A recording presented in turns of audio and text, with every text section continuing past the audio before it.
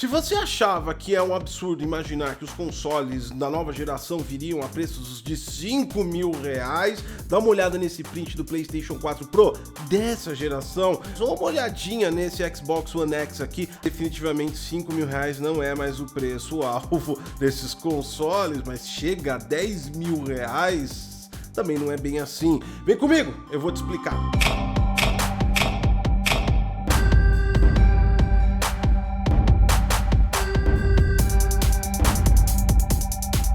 Fala galera do Geek, eu sou o Godcos e você tá no Detonando Geek. Hoje eu vou tocar um pouco na ferida e você vai ficar menos empolgado talvez, mas se te serve de consolo, enquanto eu tava fazendo a pauta para esse vídeo, eu também fiquei muito chateado. E é tudo isso que eu vou trazer hoje para vocês. A gente olhou várias coisas que tem saído na internet, uns de um prisma de uma projeção linear baseada lá em 2013 quando lançou, outros baseados do atual console, outros fazendo só continha de mais, menos vezes e porcentagem baseada no preço do dólar, importação e margem de lucro de distribuidores. E todas essas especulações têm um contexto um pouco errado, que é o que? Não leva em consideração o ano de 2020. Para você ter uma ideia, os preços caros da atual geração que você viu aí no início do vídeo não necessariamente é culpa só do dólar. Exatamente, aliás, o dólar talvez tenha a menor culpa nos preços que incide sobre eles. O ano de 2020 realmente é atípico e vai afetar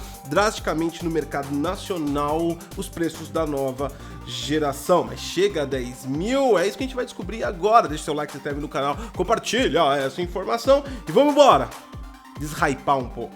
Vamos lá então, de maneira alguma eu quero dizer que as pessoas ou mídias que tenham feito cálculos estão completamente errados. Todo mundo nessa época de nova geração tenta chegar num denominador comum e trazer uma média para vocês. Mas isso é claro, é óbvio, é lógico, é tudo para tirar uma média. Afinal de contas, nós nem sabemos o preço oficial, que ainda, segundo analistas financeiros, está na casa dos 450 a 600 dólares, né? Então tá caindo nessas casas aqui. Mas de acordo com o nosso cenário econômico atual, isso não modifica muito pra gente do ponto de vista iremos nos lascar. Exatamente, é o que você vai descobrir agora. No início desse vídeo você viu que os preços estão bem exorbitantes para a atual geração. Colocando um print aqui para você ter uma noção melhor, esse é o Xbox One S, ou Digital Edition. Esse console chegou aí à épica casa de menos de R$1.000 por uma fração de tempo durante janeiro e fevereiro de 2020, antes mesmo da pandemia. Algumas lojas vendiam por 950, 980.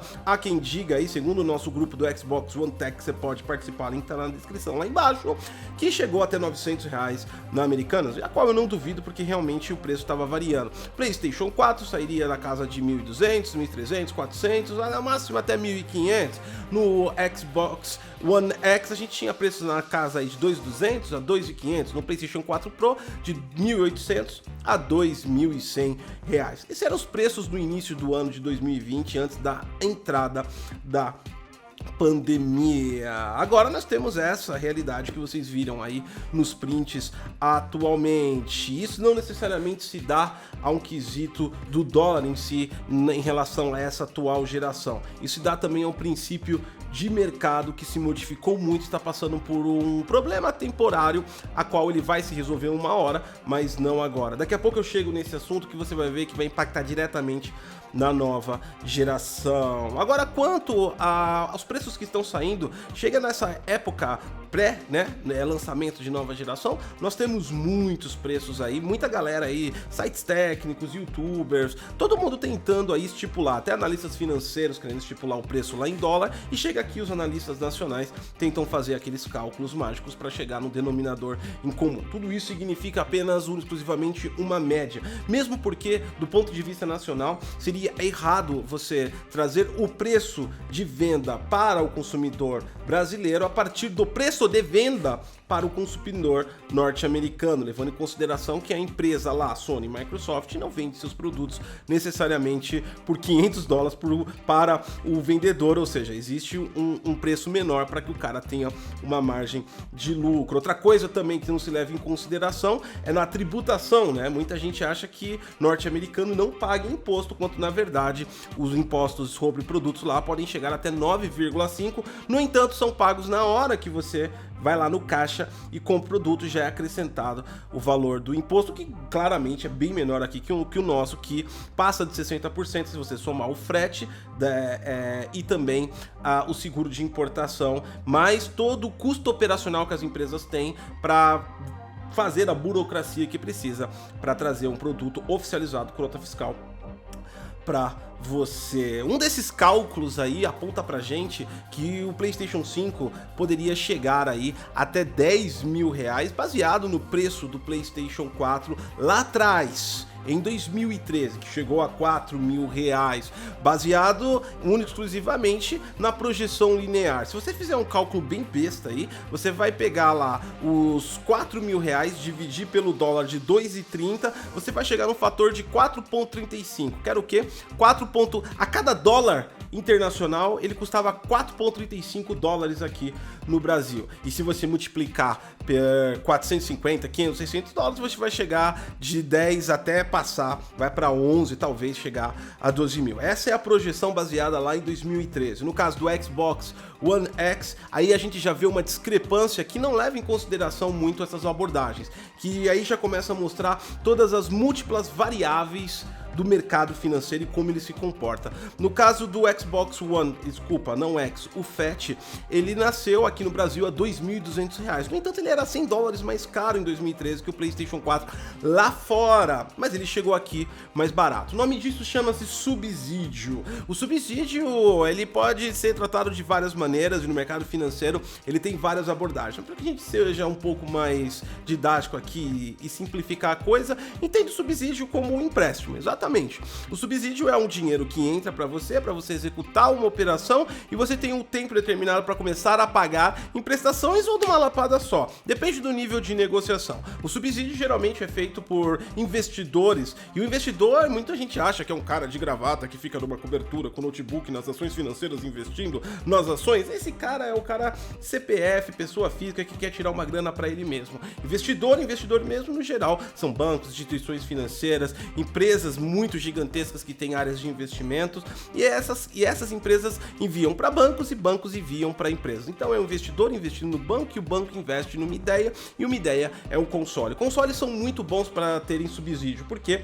Porque eles são ideias que entram dentro do conceito de subsídio. Investir hoje para receber amanhã. Ou seja, você pega um console hoje, coloca subsídio aqui no Brasil, consegue vender ele por um preço mais barato do que se você fizesse a cotação mais a tributação total dele e lá na frente, quando você tiver uma base ganhando serviços, você tem dinheiro para pagar o seu subsídio, né? No caso, lá em 2013, a Sony tinha acabado de iniciar suas operações no Brasil, então o nível de subsídio dela era bem menor do que da própria Microsoft. A Microsoft Brasil, ela tem um subsídio alto porque ela não trabalha exclusivamente no Brasil com Xbox, ela trabalha com line-up de produtos tanto para o consumidor final como para o setor corporativo, incluindo o Cloud Computing do Azure, e é com isso também que ela consegue oferecer um custo de dólar do Azure mais barato do que a cotação atual, porque ela tem subsídio. O subsídio também pode vir do próprio bolso da empresa se ela tiver um capital de investimento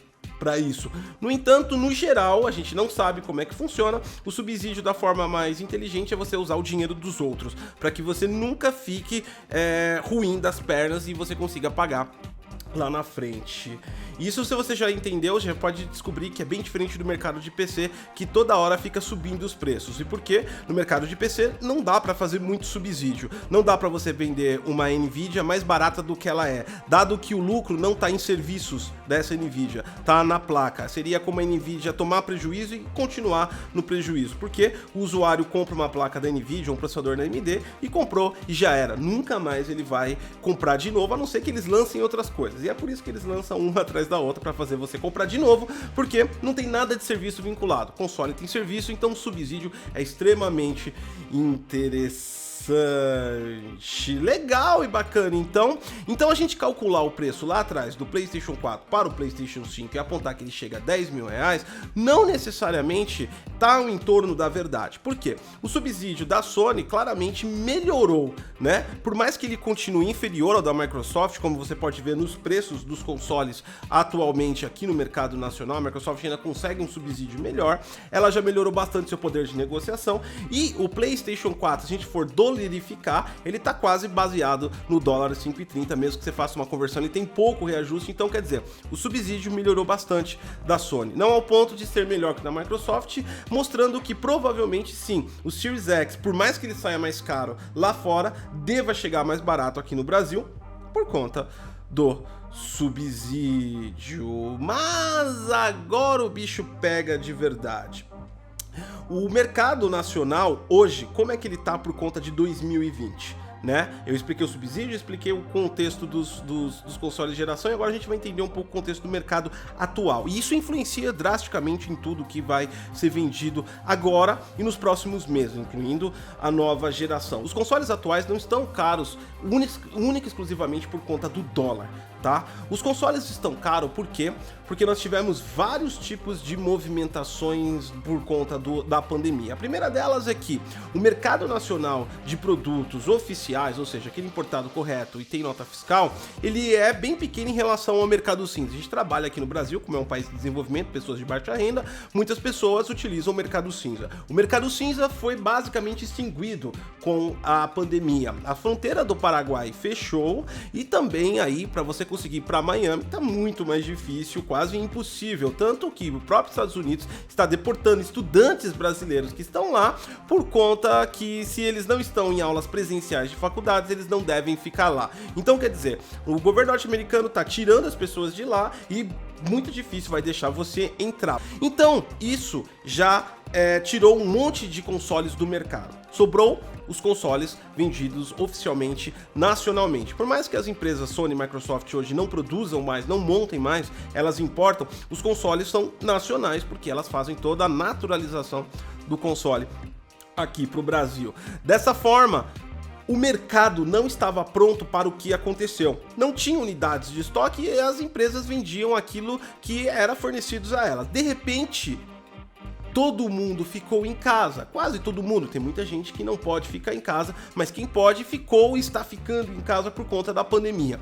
Uma das soluções muito grandes foi o videogame, uma forma de entretenimento. Não foi só no Brasil que cresceu a procura, isso é mundial, pode pesquisar. Sendo assim, nós tivemos um efeito onde a procura era maior que a demanda. Todo mundo quer um console, mas não tem consoles suficientes para vender, porque o mercado, parte dele era formado por mercado cinza e a outra parte não tinha estoques suficientes para atender todo mundo. Como é que você mantém o produto no mercado? Você aumenta o preço para filtrar a possibilidade de compra. Então isso poderia se dizer que o preço poderia baixar se as pessoas não se interessasse em comprar, que é o mercado natural. Então você tá lá um produto muito caro e aí ele fica, ninguém compra e ele acaba baixando o preço para as pessoas comprarem. Não é o que tá acontecendo com os consoles da atual geração. As pessoas querem mais e o preço tá aumentando e elas estão querendo mais. Muita gente de várias regiões pode constatar o que eu tô falando, que sumiu da prateleira e muitas vezes o Xbox One ou PlayStation 4, versão Pro, versão X, versão S,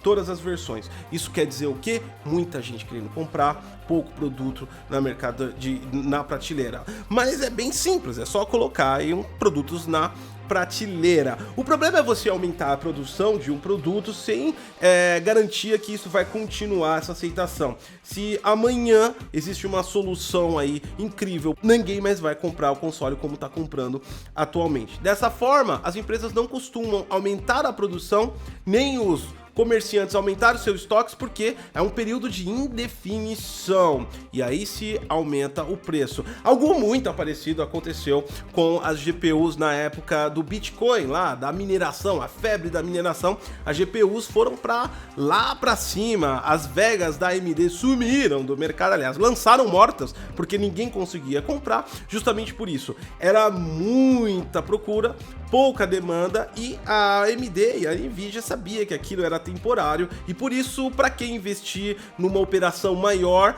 que ia durar muito mais tempo, se ela não ia ganhar dinheiro por muito tempo com aquilo, era só uma febre do ouro naquela época, e agora é uma pandemia que deve passar. Dito isso, levando em consideração a parte que a gente falou do subsídio, o mercado como está agora, e ainda entendendo que o subsídio pode variar muito, não fique muito feliz e levando o subsídio lá de 2013 da Microsoft, por exemplo, que era muito bom em relação ao PlayStation 4, agora para o Xbox Series X. Sabe por quê? Porque 2013 era um planeta, 2020 é outro planeta, literalmente falando. Existe uma coisa chamada investidores, e eu vou entrar numa questão aqui meio política, mas não é para definir nem defender lado nenhum. Eu espero que você entenda, independente do que você acredite, se você acha que é falso, se você acha que não é falso, se você acha que é a mídia, se você acha que é o governo, não faz diferença nenhuma. O preço vai estar lá e ponto. O que você acha não importa para o mercado financeiro. Essa é a grande verdade.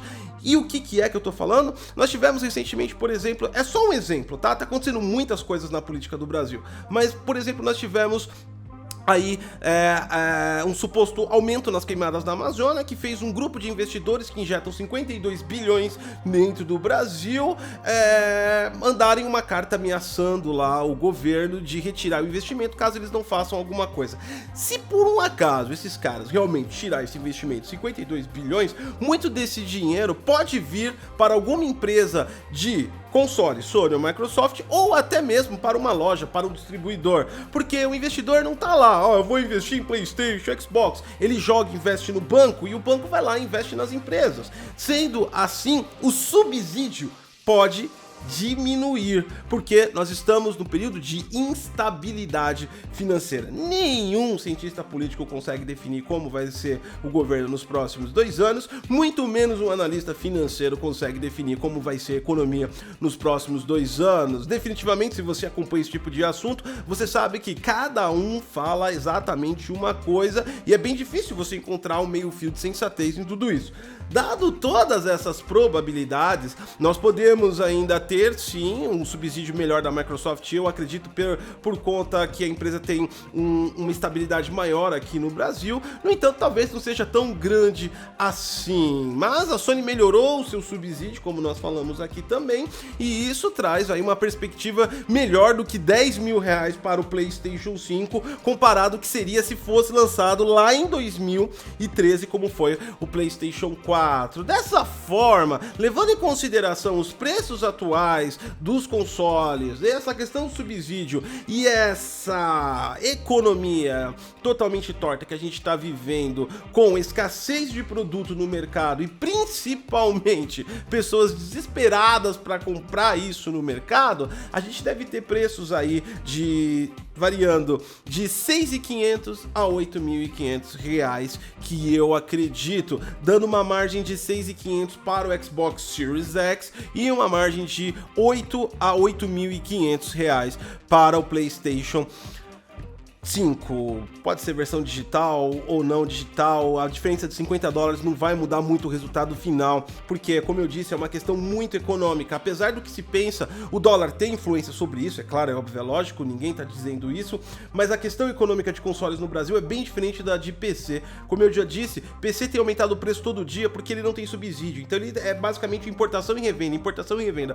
Console tem importação, empresa que trabalha o preço aqui no Brasil e aí revenda. Isso muda todo o cenário e a gente não pode afirmar que nem Sony e Microsoft vai fazer um repasse total para o consumidor. Sendo assim, o console ficaria inviável. Um console de 10 mil reais no Brasil seria altamente inviável. 4 mil reais do PlayStation 4 era inviável, mas mesmo assim era mais viável do que 10 mil reais na atual geração. Porque se a gente tá falando que a economia tá ruim para as empresas e para os investidores, a economia tá ruim também para quem tá dentro de casa. Porque você pode estar ganhando a mesma coisa, você pode nem ter perdido o teu emprego, você pode nem ter perdido o seu salário, mas você tá gastando mais porque tudo aumentou. E por que aumentou? Porque nós estamos com dólar a 5,30 e todo o nosso setor agropecuário vende em dólar. Isso é um assunto para canal de finanças, não é para o Detonando Geek, mas você paga o pato de tudo isso.